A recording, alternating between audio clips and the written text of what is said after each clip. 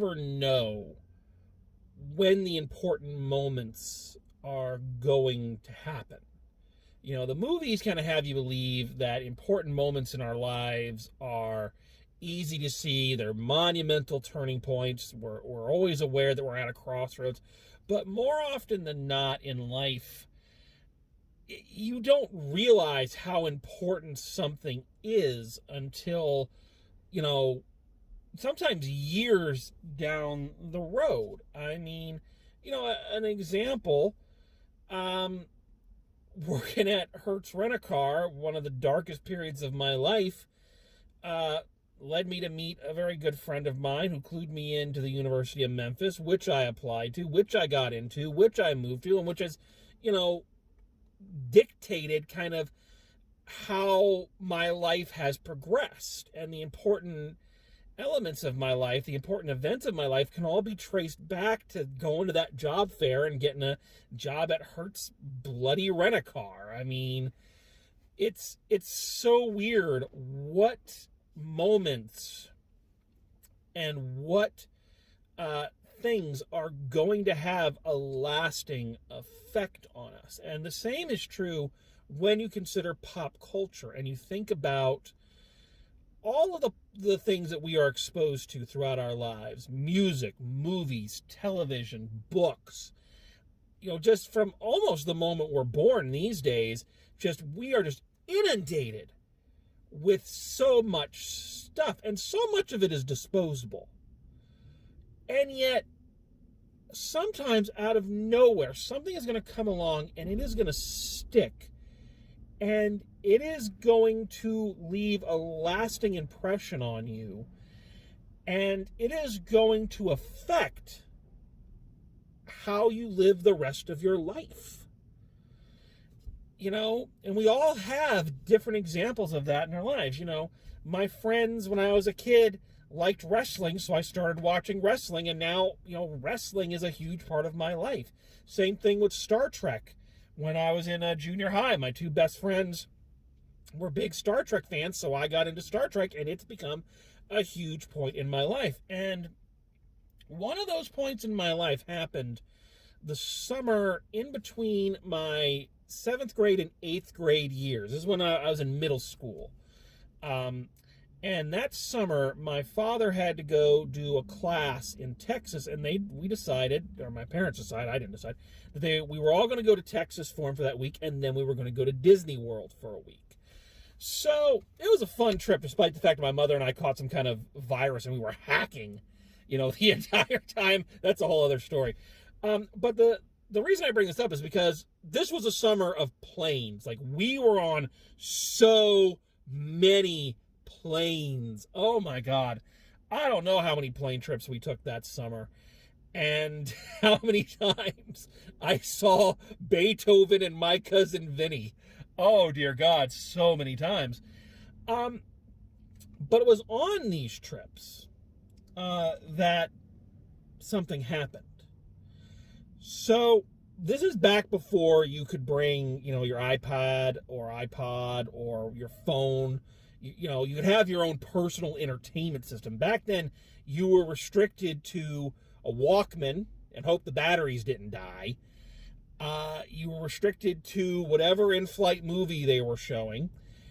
Or you had the in-flight entertainment, which was music or just basically anything audio that you could listen to. And this is back when you had to buy the headphones, and they were these weird, almost like a stethoscope thing. They wouldn't go over the top. They hung down here, and they had this weird plug you had to plug into the armrest. And you only had a couple different channels. Some were country and some were rock.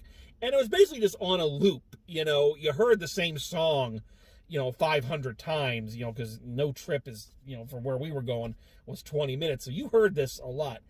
And one of the channels they had was a comedy channel, stand-up comedians. This is back when you didn't have to worry about, how blue they were going to get. It was all family-friendly things. I remember they had Gilda Radner was one of them.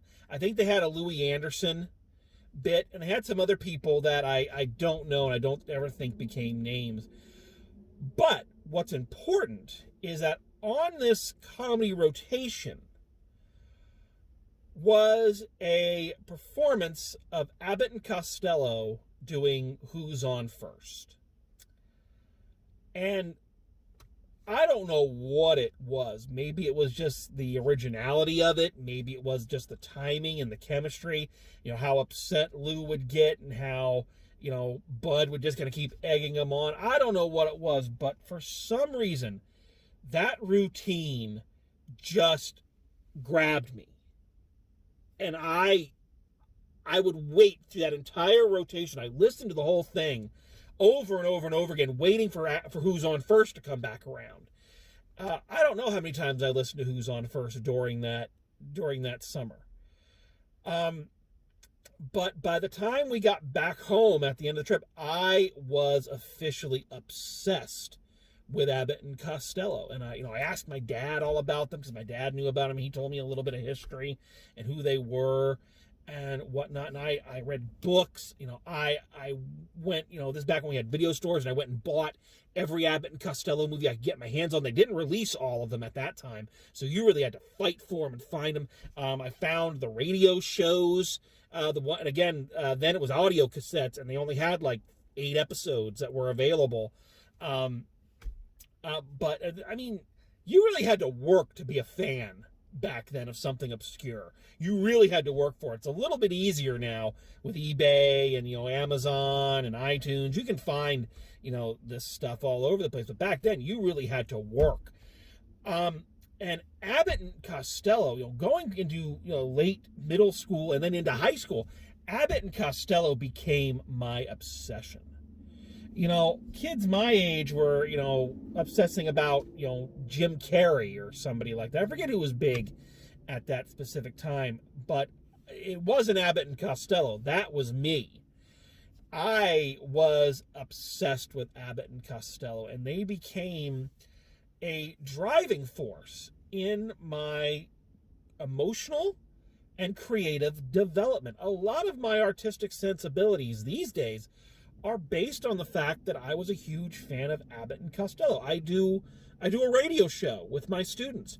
Part of the reason I got into old radio shows was because of Abbott and Costello, because I heard their radio show. And sometimes to get their radio show, you had to get a box set with like other radio shows. So I heard, Fibber McGee and Molly and The Shadow and all this.